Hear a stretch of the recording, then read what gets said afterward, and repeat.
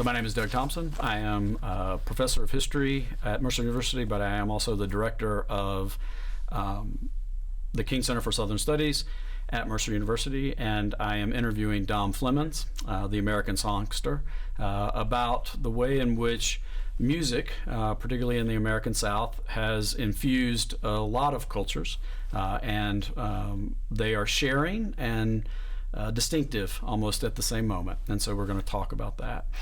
Dom, talk a little bit about the way in which minstrel comes out of the 19th century and the effect it has on all kinds of musicians.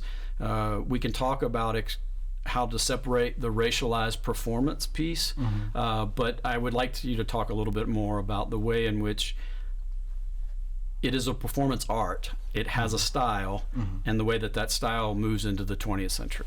Absolutely. Well, thank you so much for having me, Doug. And yeah, and blackface minstrelsy is a, I mean, it's a very loaded question. It's a very controversial style of performance that is part of the foundation and the bedrock of American popular culture. So we have to think now, since there have been a lot of conversations about black people, their lives, and what that means to the general community. So we have to imagine a time where black people are not citizens. They are not being acknowledged in any way. And of course, we're talking about slavery, but this goes all the way up into, essentially, into the civil rights movement of the 1960s. Citizenship and the value of black people's lives was always in question. So in some ways, we have to think, if we think past the racialized style of performance, because of course when you visually look at blackface minstrelsy, you see, oh my gosh, this is so horrible. How could people do this? How could they put this on the stage? How could people love it for 100 years?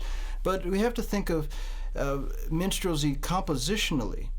In some ways, it is about humanizing black people. Now, if you can imagine this, that people are so unaware of this other world in the subsection of culture, that when Stephen Foster has The Old Folks at Home, this is people's first entree into understanding what black people are going through. Of course, it's done through the lens of sentimentality, which of course, you know, and in the modern sense, it's very hard for us to swallow the sentimentality. But during those times, especially during the Civil War period and the post-Civil War period, people could really take these sentimental notions and they could take them to heart.